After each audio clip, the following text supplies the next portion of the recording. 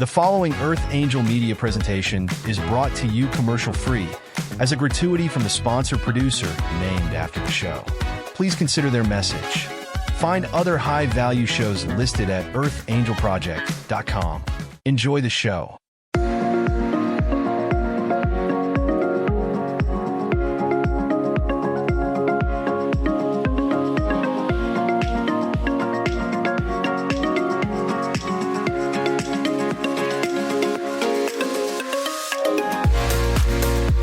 Welcome to Leadership on Purpose, the podcast series.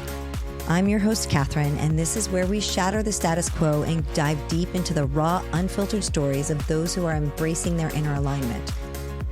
If you're tired of the cookie-cutter approach to success and you crave a life that resonates with your true self, you are in the right place. Join me each week as we uncover powerful insights from those who have had the courage to lean into their purpose, live authentically, and create a life they were made for. This isn't just a conversation. It's a movement. This is a revolution of authentic leadership, where we don't just talk about change, we live it. And you can too. Hello and welcome back to Leadership on Purpose. I'm really excited for you to meet my guest today. I know I have brought you guys some amazing conversations, and I feel like they just build on each other and get better and better, and you're going to love our conversation today. So you are about to meet Sat Dave Bir, and Sat is a international speaker. He is a energy healer. He's an urban yogi. He actually is the creator of Mansion of the Heart School here in LA. And we're going to talk to him about all things transformation, a lot of spirituality talk, and one conversation that a lot of people are talking about right now, which is the concept of manifestation. So, and how does that all lead back to leadership on purpose?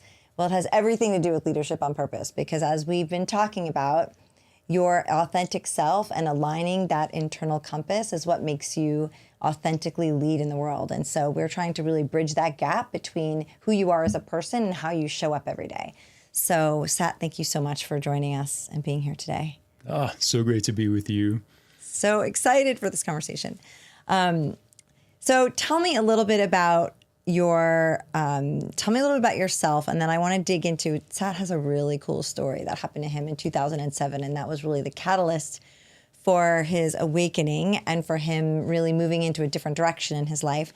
And so talk to me about a little bit about your childhood and then what happened to you in 2007. And this is a little woo-woo, so buckle up, but it's a really cool story. So go for it. All right. Thank you for that. Yeah, a little woo-woo. We're getting woo-woo. I'm okay. I'm here for it. Oh, amazing. Thank you.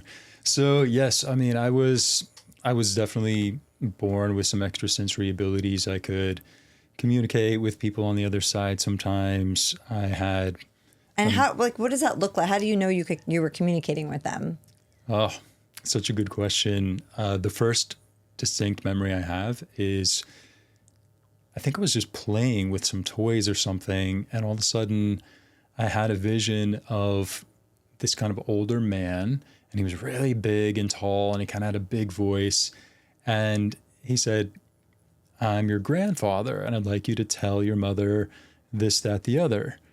Oh, weird. And I was like, oh, okay, because he had passed away before I was born. And so I go to my mother, and I'm like, "Grandpa Bert says blah, blah, blah." I don't even remember exactly what it was now, but she just, her face was like total fear. It was really wild, which is kind of funny because later I learned that she also had this psychic experience with him where she was off camping with my father, and she sat up in bed or something, and she's like, "Oh, my father's going to die." And so when the ranger came and said, "You have a phone call," the next morning, wow. She knew exactly what it was. So yeah, I guess maybe they had a special connection, or she's probably psychic as well, but just didn't really want to embrace it. And so yeah, that was one of the first experiences, which I later learned was more like a mediumship experience when we're able to communicate with those on the other side. But then I would also just see things that I learned at a young age other people couldn't see. I could see energy. I could see people's auras. I could see when people started to get tense, how their auras would change, and I would bolt out of the room. Like I know what's about to happen. There's going to be some kind of fight or Fascinating. yeah. So I learned all of that. I learned to be really sensitive to energy and everything that I was seeing and feeling. So yeah, it was just a lot of color and sometimes random spirits. The most prominent one was actually this purple orb that I'd always see kind of floating around my ceiling. And we would have these conversations and I had no context for it. So I just called it God because it felt like this really wise voice. And I stopped telling people about it quite early, but it went on for a long time, I think, until I was in high school and kind of got that, teenager angst and attitude, and it maybe bolted and said, let's let him do his thing for a while. But yeah, that was really interesting that we would have these profound telepathic conversations. And I even thought I was going to die at one point when I was 16. I kept getting these messages that I was going to die. And then I was on my way to the hospital or to a doctor's appointment because I didn't want to freak out my parents or anything. So I took it upon myself to make a doctor's appointment, drive myself to a doctor an hour away to see what was going on. But maybe 20 minutes outside of the doctor's office, this voice came back and said, "You're going to be fine. You're not going to die." I had chills through my body. I knew that the message was true. So yeah, there was just like random things like that would happen my whole life. So I didn't know what extrasensory was. I didn't even know what ESP stood for. Right. So, right, I'm like, I was born in the Midwest in the middle of, just cornfields and all of that. And yeah, so no one around me really had any context. So I certainly didn't either. So yeah, I was really just like an alien and super sensitive kid and super interested in like mythological creatures and stuff. So that definitely made me a huge dork. Was like bullied all the time. And so of course all of this made sense after the spiritual awakening because I needed to really cultivate a lot of compassion within myself, and I needed to experience the deficit of what I was here to do so that I would have more passion toward creating unity in the world, right? When you feel like such an outcast and an outsider, you really have a stronger desire to bring people in. At least I did. Mm-hmm. And so I feel like that's kind of part of a lot of spiritual conversation too. And even manifesting is, if we look at our biggest challenges, if we look at the things we felt we had a deficit of, I didn't get enough love, or my parents didn't pay attention to me, or whatever it is, we're here to pass that on. When you experience a deficit of something, then often we're so much more inspired to bring it to the world. And so with that kind of soulful, spiritual energy behind you, it's a lot easier to kind of get on track with your higher purpose. Mm-hmm. So just as a little note as we're going down memory lane here. So, you say something that, or you said something that I wanted to touch on. Being psychic. I think when people hear that term, in this mainstream world, it's, you think of a psychic as like a little pop-up shop on the corner of someone who's going to like charge you $20 and tell you your future. But really, that's not what being psychic is about. It's really about having the clairvoyance that's available to all of us. It's not it's not like a witch thing. And it's become, I think it's become this thing where it's a witch-themed thing, or it's been a little bit taboo, I think, in the mainstream world. So how would you describe what psychic really means? And how are those gifts available to everybody? You have such a good point, because I don't even call myself a medium or a psychic because it's misinterpreted, as you said, and misunderstood, but also because it's so fluid. Sometimes it's vision, sometimes it's claircognizance, just like a knowing. I know my extrasensory stuff comes through so many different ways. And yeah, they can all be kind of chalked up to psychic abilities, but you're absolutely right. All of us have the capacity. It's just that when the Industrial Revolution hit and we started to really value science over connection, and we started to value our machines and our, we can prove it, and we really stopped studying life and started studying death instead of learning about ourselves and the world through observing life. We had these tools then that said, well, I can cut this animal open and learn about it. I can cut this dead human body open and learn about it. And so we kind of started studying death versus life. And I think that's where a lot of us got super shut down. We started to use the cerebral functions, the left brain, the logic, and we really abandoned our natural intuition. And so it is a very natural thing for human beings to have this connection to each other, to the world, to the universe. We've just kind of pinched ourselves off. So it's an intuition-based knowing. 100%. There's actually, I was listening to a podcast, I think, and it was a gentleman who talked about getting in touch with your intuition. He's a person who helps you bring out your intuition. Mm-hmm. And I thought that was so interesting. I'm like, well, that's something I think everybody could really utilize, especially the youth of today, is like, how do you learn to listen to how do you know it's your intuition and not just your mind telling you something that you want to do or or you don't want to do? Yes. How would you explain that to someone? Like, how do you lean into your own intuition? Oh, it's self-attunement. This is the other thing. In our hustle culture, achievement culture, we've also disowned these parts of ourselves that actually need our attention and need our care. And that's the piece that's so important in cultivating intuition, is telling your body to sit and stay and being in that meditation, contemplation, whatever you want to call it, but not just to try and stop your thoughts or relieve some stress, but to actually connect with yourself. Self-attunement is so important. We gotta check in. What's going on? What are these emotions telling me? What is my body telling me? We have to cultivate interoception again, because we've started to override when we're hungry, when we're full, when we need to rest, right? We're not paying attention to the cues that our bodies are giving us. And so I think a huge part of intuition is actually restoring interoception, doing vagal toning, regulating our nervous systems. Our higher chakras don't work when we're in fight or flight. Mm-hmm. The sympathetic nervous system kicks on. Mm-hmm. All the blood goes into our limbs, literally, so we can fight or flight. Mm-hmm. And our higher chakras are not going to work. The third eye intuition is not going to work when we're in that state. We're going to be making our decisions based on impulses and survival mode. And it's really just the lower chakras that are activated. So when I say self-attunement, it really is self-care, sitting with yourself, just like a new person that you're kind of enthralled with, and you're just like, oh my gosh, this person is so interesting, or I'm so attracted to this person, or whatever it is. Like, we have to be that way with ourselves. Yeah. We have to be insatiable in the way that we get to know ourselves. And if we can build that self-attunement, the intuition all comes online.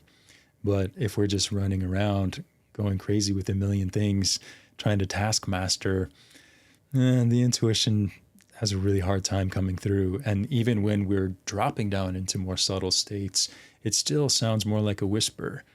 And the second that the logical mind comes in and tries to second guess intuition, it bounces, it's out. Yeah. So when you get that intuition and you sense it as intuition, you got to capture it. You got to write it down, leave yourself a voice memo, whatever it is. Do not let that slip away. And if it doesn't make logical sense, sometimes you just have to trust. It's a very specific frequency. It's a very specific feeling. And most people, if they really think about it, can think back to moments when they've had that experience, when something has just felt really aligned and they couldn't explain why, or why they had to do that, or why they had to move across the country, or whatever, why they had to get divorced. Like, sometimes our intuition is just like, this is it, this is the way. And we're not always brave enough to follow it. But if we can be courageous enough to go with it, that's where we really increase our power of manifestation and stay on path. Oh my gosh, I think that's such a great way to describe it. So essentially, we're so accustomed to grinding it out, working hard, killing ourselves to get to the next thing. And that's where you lose all of it, right? You lose your entire frequency changes, and you're furthest away from your authentic self, because we weren't really made to live like that, right? We weren't made to create like that. So, and it seems to be a collective, the humanity as a collective is really starting to understand this now. And there's more people coming online saying, and I don't mean online literally, I mean they're coming to themselves, and they're understanding that there's the way that it's been done is not the way it needs to be moving forward. And a lot of that's probably our souls telling us, hey, this isn't the life, this isn't the way we were supposed to do things. Like, there's lack of authenticity, there's lack of inner alignment, and you were here to really find your true purpose and change the world, right? I think that's why we were all created. Yes. Into this physical avatar that we have, whether we like it or not. That's right. Absolutely. So, yeah. All right. So tell me about 2007. Okay. So 2007, I'll try to be succinct, but yeah, I had started to hear this voice of my higher self again. And it had been a while since I was getting messages and things like that. I had gone to school and gotten a great job and doing all the things and trying to be normal. And then all of a sudden, I started hearing this voice that was without a doubt my higher self, which is interesting because I hadn't heard that term before, but I just had this knowing that it was my higher self, soul self, whatever. And it's like, go to the Bodhi Tree bookstore and read Autobiography of a Yogi and go to End of the Seventh Ray and this and that. And this Saint Germain book fell off the shelf. And then it was go to this yoga class and go to this meditation training. And so I was just doing all this stuff. Go find these crystals. I was running all over Los Angeles trying to find these crystals that would come to me in my visions. And every time I would sit down to meditate, it would just be chills, chills, chills, chills, chills, and really feeling like these strong connections. I didn't know at the time that was my Kundalini coming up, and I was having Kundalini awakenings every day when I would sit down to meditate, subtle enough to handle, but they were beautiful and intense in their own way. So finally, I'm sitting in my living room one night meditating, my apartment in Hollywood up by the Hollywood Bowl, and all of a sudden the orb is back, the purple orb from my childhood. Interesting. And I was like, whoa, I forgot about this. And I could just really feel this aliveness and this kind of warmth. And it was like, an old friend or something. And so it starts to descend from how it used to always float around the ceiling. It started to kind of descend to the center of the room, and then it grew. And I'm kind of watching it, and I'm like, are my eyes open? But my eyes were open, and out of it comes this huge archangel.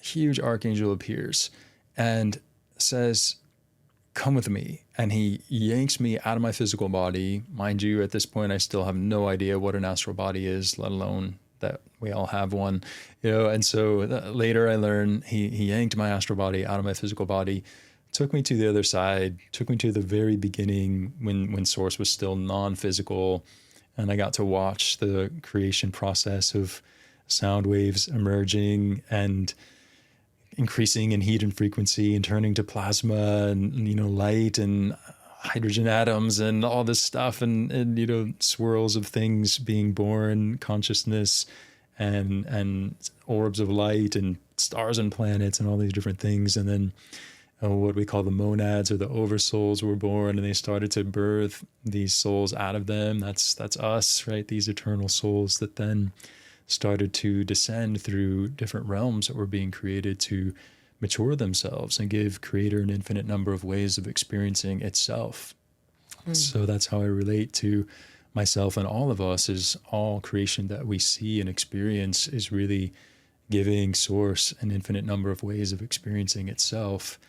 And so the law of free will is really powerful because Source energy doesn't really care how we use our energy. It knows that it'll eventually be recycled and recalibrated. And, if we want to be really destructive with it, that's our prerogative. We can do that. That's our free will. But of course, we feel so much more aligned and harmonious and fulfilled when we're kind of moving in alignment with divine will, aligning our free will with divine will. So there's an intelligence there that we can all be brought back toward that pure awareness of Source energy. But yeah, there was so much. I mean, I got to see the dimensions of consciousness and different civilizations and galaxies and universes and creator gods that design these holograms, like this Earth hologram we're in now, all designed for our souls to have spaces, environments to evolve through. And it was really interesting too to see how the Earth's core quality is diversity, We have Venus is love, and Mars is action, and Jupiter is expansion, right? All of these planets have their own unique consciousness that influences the whole galaxy and whatnot and solar system. But I didn't know that Earth has this core quality of diversity. And that's why so many souls want to sign up for this experience, because we can evolve so much being thrown in with all these different souls at vastly different points of their evolution, with vastly different curriculum, life curriculum that we choose pre-incarnation. And so that was really fascinating in terms of the piece that's maybe super relevant to our existence here and now in this human form. That, yeah, it feels really hard and chaotic and dense a lot of the time, but it's also so beautiful. And when we can sort of track that there are 8 billion of us human souls at vastly different points of our evolution with such varied curriculum for our lives, then it's a little easier to just be with, to coexist without freaking out. Why are these people doing that? Why are they believing this? It's like, just stay in your own lane, right? We all have our unique purpose, and there's so many realities coexisting here. And I feel like that was pretty huge for me coming back and trying to wrap my head around what I had just seen and what happened in that journey. That was a piece that really stood out. I felt so much more relaxed in my judgments. I kind of dissolved my judgments around other people and a lot of my resistance of like, oh, that person's obnoxious, or that's such a big ego, or whatever. I'm just like, we're all doing our thing. You might be the most chill person I've ever met in my life, so I can definitely attest to that. Oh, I'm glad that comes across. Yeah, for sure. That's fascinating. So you have this experience. You think it happened. How long do you think it was going? Like, how long was it?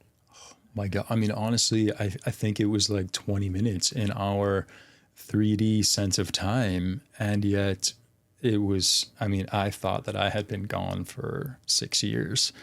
I was like, where am I? What time is it? What year is it? So crazy. Yeah. And you weren't scared? I wasn't scared. That was the trippiest part. And as my life started to get turned upside down in the aftermath, I also wasn't scared. It was like there were parts of me that were definitely feeling pain of having to let go of relationships and, move out of my home and all these different things that happened. But the trust was stronger. I knew that what was happening was something really positive and profound. So I stayed with it. So you have this intense experience, and you're working at a hotel, or you're just living your life as a normal person. You have this experience, and then what does that do to you? Where do you go? You wake up, and it's like you can't really go back, right? Your whole life is just changed. Mm-hmm. So where does that put you? Oh my gosh. I mean, yeah, there was a lot of wrestling with feeling lied to by religion and, a lot of these, kind of world agreements that are so distorted. And so I definitely had a grieving process with all of that. I felt, kind of betrayed by this reality in a way, and had to really reconcile that in my own mind and heart. And then I feel like, just the relationships didn't resonate anymore. I couldn't just go hang out at the mall. I wasn't going to go to happy hour after an experience like that. Yeah. So, all of that got turned upside down. And I think I was supported so much. Every day after that experience, I was getting visited by another ascended master, another archangel, some kind of evolved being would step in. Oh my gosh, that's crazy. Yeah. I mean, like, I think I would be almost scared, but I think their energy is probably so loving that it would take that fear. There's no fear there. That's exactly what it is. It's, the vibration is just such pure love, and you just melt into it, and it's euphoric. It was Yeshua, it was Buddha, it was all of these different, all the archangels, all these different beings, even some of the Egyptian beings. And oh my gosh, I'm still meeting new ones even all these years later. Wow. They're coming to me, and So you're just being guided. You're being guided on your own journey. Yeah. I mean, I don't even know what to say about that. That's pretty profound. Okay, so teach us what are some what are the things that we don't ask? We want to make. Anybody watching this right now is somebody who's a seeker, right? Wants to do well, is been on their own path, their own journey, but interested and curious. So, for the person who might not have an archangel visit them, they came to you for a reason, right? And to spread that information. So what's the one thing you think they want us to know? Ooh, certainly how powerful we are, how beautiful we are, how supported we are. That's really it. The piece that I get again and again and again is this distortion of self-loathing and this struggle with real self-esteem. And you alluded to that earlier. It's all very performative. We just kind of look at what the world has decided a powerful person looks like or a confident person looks like, and we mimic that. But it's a much different process of actually cultivating a relationship with your inherent value. And when you do that, you don't let your mind take you off into the hypnosis of I'm only good or lovable or deserving if I achieve all these things and make all this money and look a certain way and whatnot. You really get aligned with your own purpose, your own zone of genius, a way to express your own gifts. I had so much shame about being quiet and not really athletic and all these things and being artistic when all the cool kids were in sports and I loved music and I was writing poetry and I had so much shame around that. And then when I had my spiritual awakening, of course, then everyone's like, oh my gosh, we love your guided meditations. Your voice is so soothing and we love your writing and all this stuff. And it's like, oh, wow, this is such a different experience than the one I grew up in. And so I wish that for all of us, that we can really tap into what our inherent gifts are and where our inherent worth lies, create a really well-worn path inside of ourselves back to that place.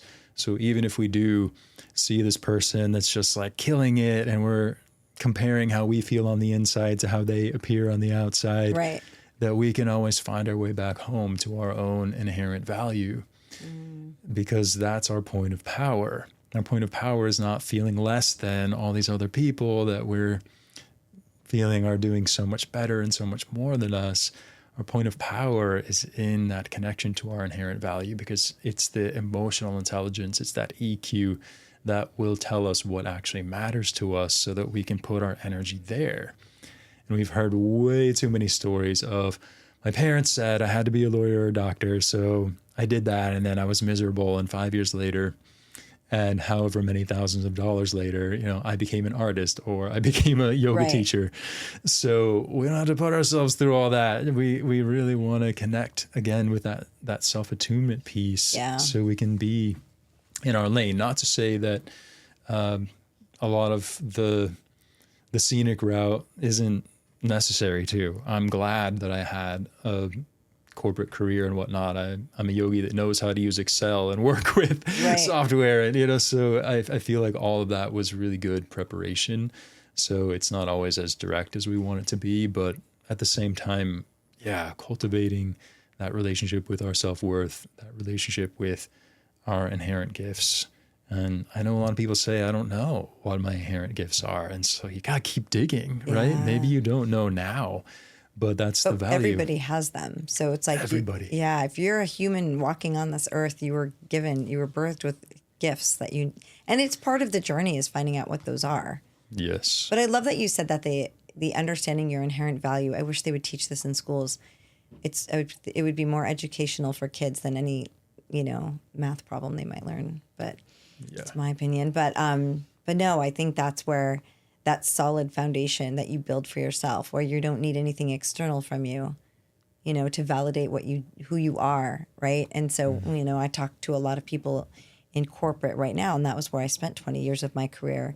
And so much of it is the hustle and the grinding it out and and the seeking for external and, you know, the worrying and the anxiety. And there's so little of it that's where the reflection is internal. And I really think that's, you know, when you can get to a place where you have that, that internal validation, that's your executive presence, right? That's your solid foundation that you need to stand off of. And I don't know if you don't have that, I think that's where, you know, then you see people get sick and they get stressed, and, you know, it's like the life around you starts to crumble because you're standing on a sand house, right? You're not standing on solid footing. So it's really interesting that you mentioned it that way. Oh, yes. I love the Dalai Lama quote. The paradox of our age is that we sacrifice our health to build wealth, and then we have to spend that wealth to try and restore our health. So true, though, right? Mm-hmm. Mm-hmm. I mean, it's a crazy journey. Okay, well, let's talk about manifestation. Yes. I love this topic. I love it. Me too.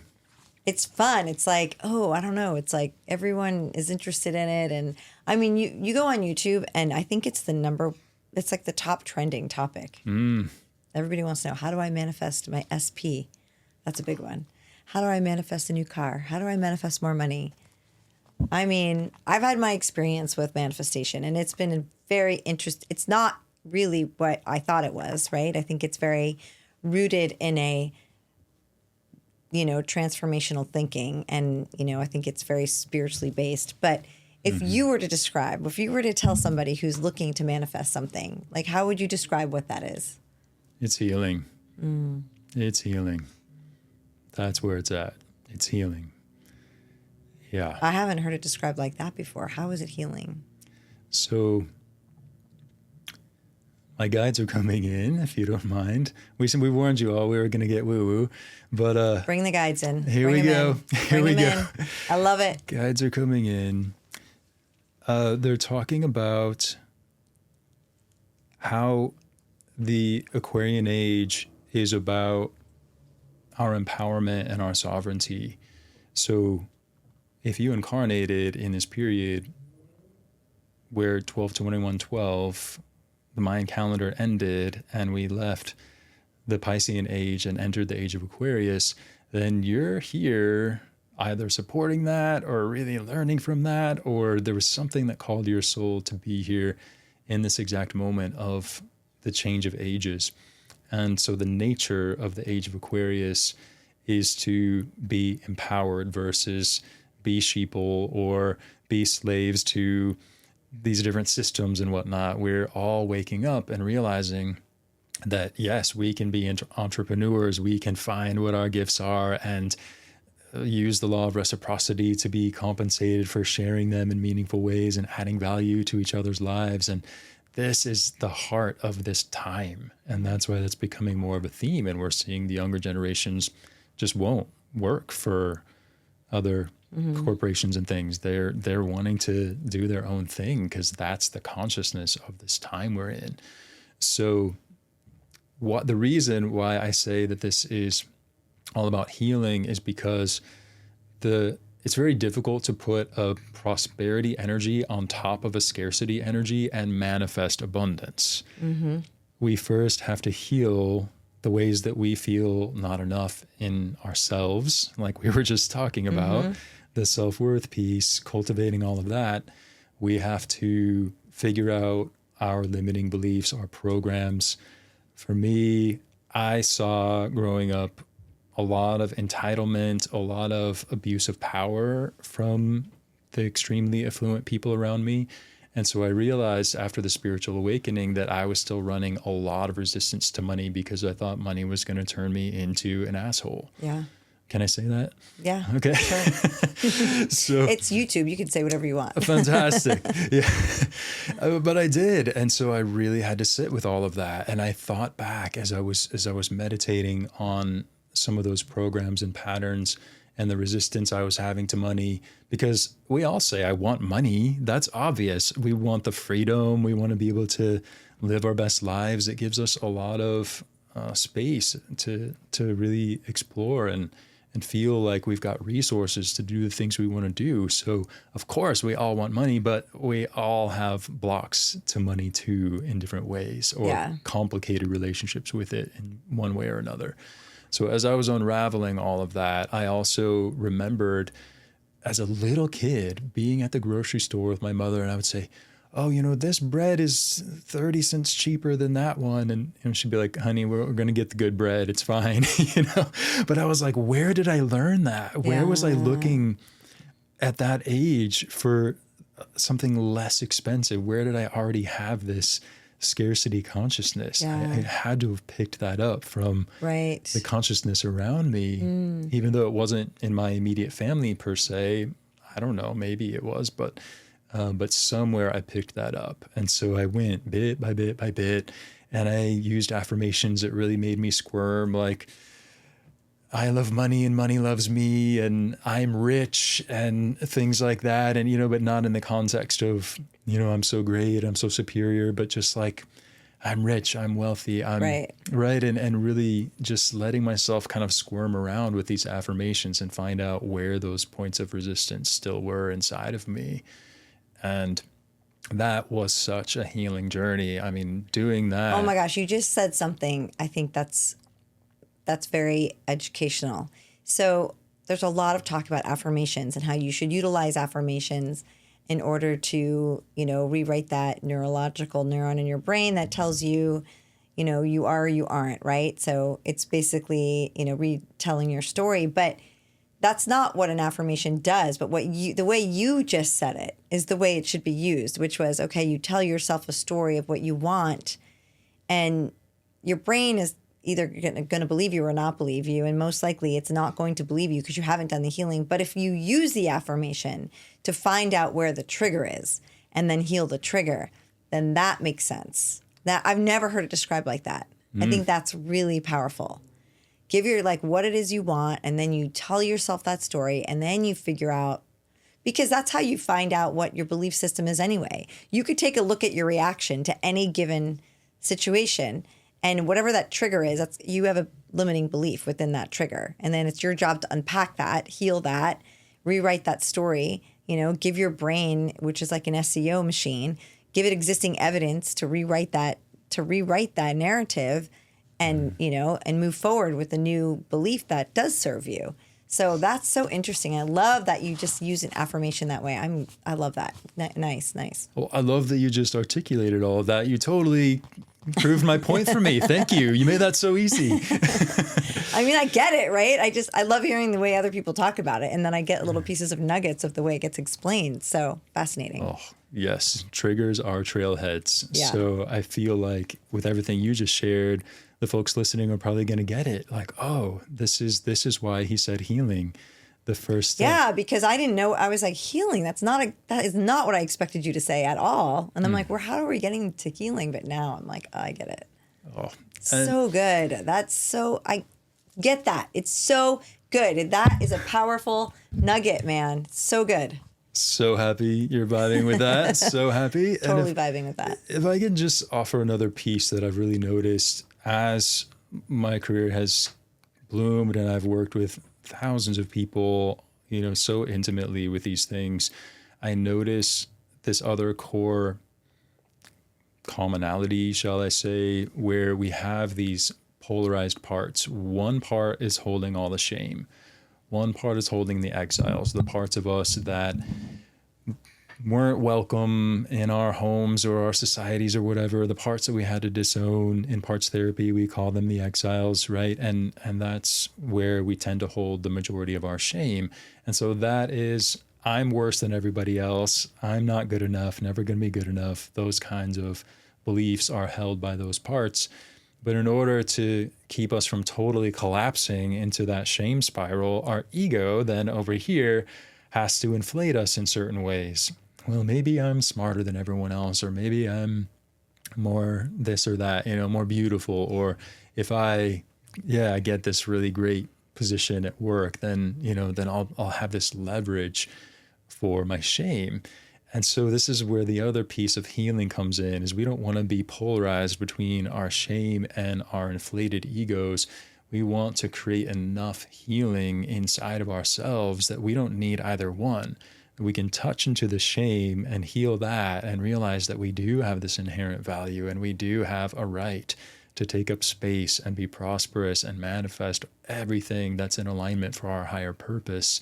It's all in that package anyway. When we're incarnating, all of our resources are available to us. It just makes it more interesting if we have to dig for them and excavate them a little bit more, right? Yeah. So the tricky part is the ego will have you chasing things that really aren't necessary or for you, right? Like, I gotta look perfect. I gotta, whatever, all those things are the ego's like, gotta have a nice car. It's LA, you're nothing if you don't have the new Mercedes. Right. And like, none of that is true. What the shame is telling you isn't true. What the ego is telling you isn't true. You gotta bring those two together, integrate them in that healing process so that you can hear the truth. So I always encourage people to look at that too. What is it that you don't want anybody else to know about you? What feels like something you just could not name because your shame would just flood your system? Those kinds of things are often our superpowers. We just misinterpreted them, or they were made to feel so unwelcome in our environments that we have this distorted relationship with them. But we want to be coloring with all the colors in our coloring box, right? Yeah. Or the crayon box. We want to be coloring with all of our colors. So it is that reclaiming of the whole self, because we're never going to manifest in alignment with our higher purpose if we're not working with our whole being. We need the whole self to be moving in that direction of our higher destiny. Well, it's definitely not as easy as saying, okay, go visualize your new car, say a couple of affirmations, and then your car appears. I think that's the... Yeah. That's the tricky part with law of attraction. Sometimes we can get ourselves into a really high vibration, and that puts us in a state where we become magnetic and things come to us. But as I said before, it's really hard to put a prosperity frequency on top of all this unhealed stuff going on inside. So we really want to, do the healing part first and know that we're actually vibrating the same frequency that we want to bring back. And also, I really appreciate the set it and forget it method. Yeah. Because the second we have a desire rise up and we start putting energy toward it, we assign resistance to it because we're always afraid that it might not happen, right? So we're getting that little bit of fear, that little bit of resistance entangled with every desire that rises up. So sometimes it really is like, there could be a better plan for me. It might be a winding road, but I'm gonna put out to the best of my ability my greater vision, whatever I really, truly, intuitively feel is my higher purpose or my greater vision for my life, and put that out there with a little bit of wiggle room. I'm not going to push God out. Like, I'm going to let the divine intelligence also help guide that, because I might be missing pieces. So we have to keep a little bit of space open and some adaptability open for that divine intelligence to help us on that manifestation track too. Yeah, letting go of the how and the control. I think resistance is a really powerful word too, because that's also what a trigger is. A lot of people don't understand, well, a trigger, I just got upset about something. But when you're upset about something, it's like you have resistance towards something, right? And it's really identifying that and trying to understand where that's coming from. I love David Bir. I listen to him quite a bit. I'm part of his organization, and he has a whole framework. Desire plus non-resistance equals desired result. And it's true, right? You have a desire for something, and it's your job then to really, set it, forget it, let go of the resistance, heal any of the triggers you might have inside you. And, and you will get to where you want to get to, if you can set that track moving forward. So anyway, it's a beautiful way that you just described it. Thank you so much for sharing all that. What have I not asked you that I should ask you? Oh my goodness. I don't know. For some reason, I just had a ping of my yearly vision board things. That's a hot topic right now too, especially associated with manifestation. And it's so funny because I usually don't look at it throughout the year, but I get really present with myself on New Year's Eve every year. And I really put, imagery and words into the vision book, and I connect to it and I pray over it. And a lot of times when I open it up the next year on December 31st, I'll be really shocked at all the things that actually happened. I even had this really important voyage where I was visiting Israel and I was visiting Stonehenge and I was visiting Egypt, kind of all on the same trip. And it was so funny that I went back to my vision board at the end of that year, and there were pictures of all those places in the exact order that I ended up going to them. No way. Yeah, and I had completely forgotten. But yeah, that's just another plug for set it and forget it. Sometimes if we're really like, we're in that vision board every day and we're pushing too hard, it's like, we got to relax a little. Yeah. Let it happen organically. Yeah, because it's like, it does, you start to create resistance. Like, why hasn't this happened yet? Why, how am I going to make this happen? And then you get into the how, and you really do have to release the how, and just let things work out the way that they're supposed to work out. Oh, absolutely. Don't push God out. Keep space for spirit. Yeah. Yeah. The other piece that my guides are popping in with is choice mastery, this concept that original Archangel that came to me began to really mentor me and put me through spiritual hygiene boot camp, and sent me off to a bunch of other trainings and things too. Just, oh my gosh, so many sacred journeys and pilgrimages. But he always talks about choice mastery, which I think you touched on a moment ago too, as, are we really clear enough in ourselves to be taking the actions that are aligned with our desired outcomes? Are we at that level of choice mastery that all of our choices are really contributing to our healing process, to the healthiest possible relationship with ourselves that we can have, that self-attunement, that self-worth? Are we really putting our energy where it's needed to realize the outcomes that we're seeking, to actually manifest that greater vision?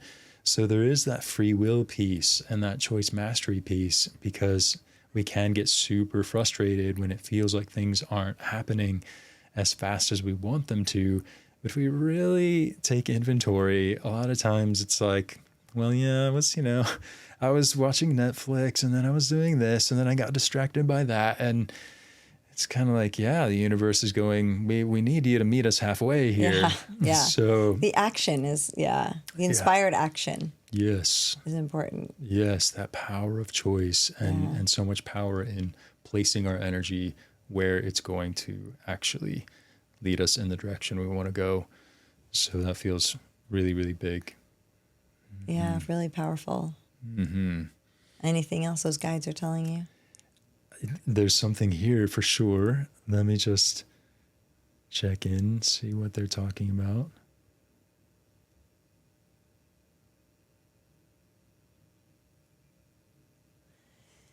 I mean, I'm pretty spiritual, but I don't have this. So.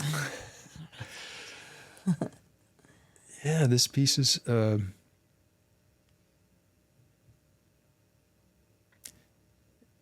I feel they're just kind of nodding to what we call quantum physics and quantum entanglement, and to really resource ourselves with that which doesn't always seem so obvious.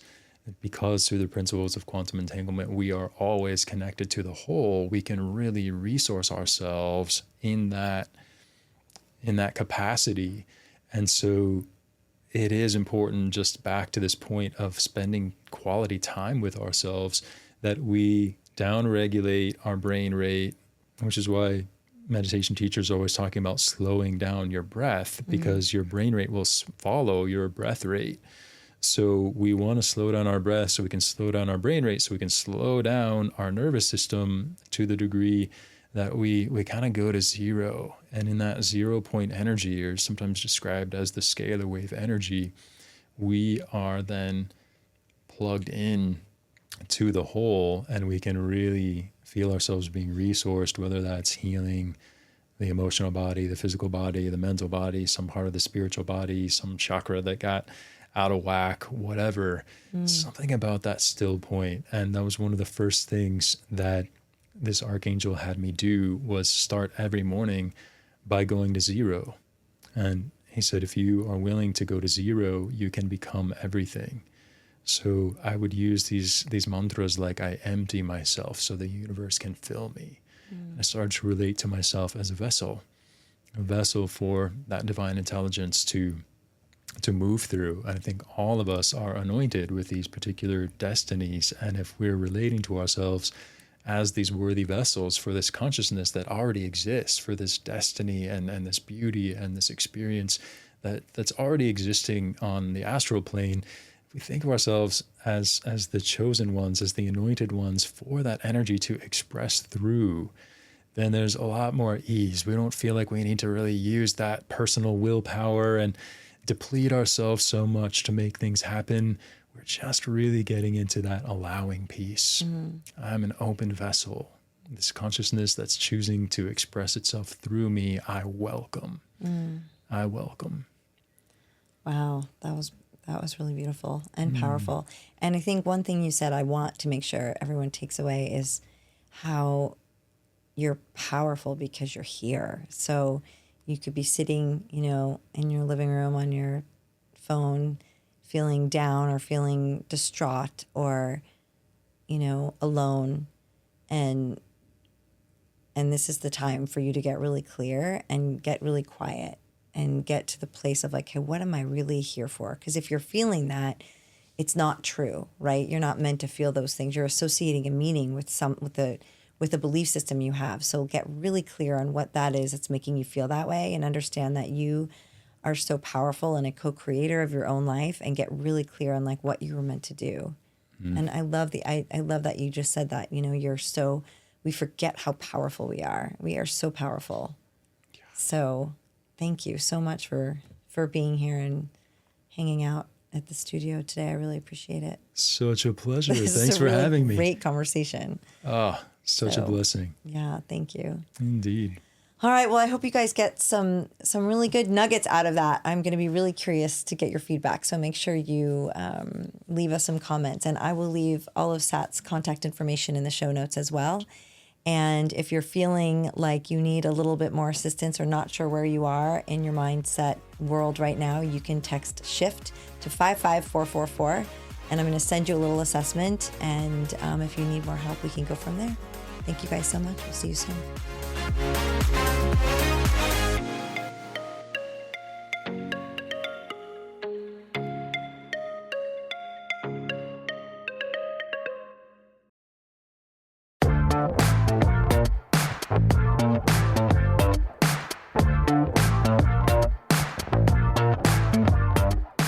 Leadership on Purpose, a featured presentation, airs every Monday on the Earth Angel Media Network.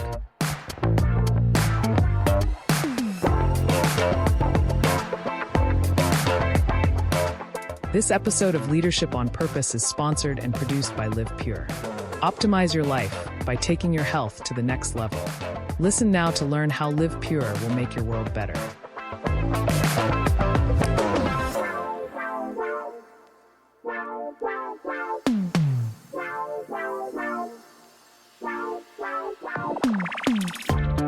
Live Pure is an American-based distribution system of online portals that give discounted access to clean, potent, natural, and ethically sourced healthy solutions for fat loss, muscle gain, immaculate skin care, immune system support, whole body cleanse, physiological balance, and performance support for athletes of all ages.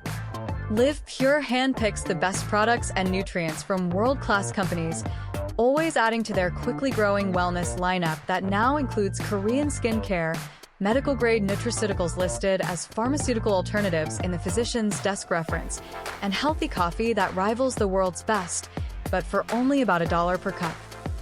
Leadership on Purpose listeners looking for vitality, youth, beauty, and better health can get 25% off retail by visiting livepure.com/leadership and signing up for free as a preferred customer. If you are a content creator, influencer, or home-based entrepreneur looking for worldwide cash flows from the emerging gig economy, Live Pure's state-of-the-industry brand partner affiliate program can bring you up to 7 different payment vectors as bonuses.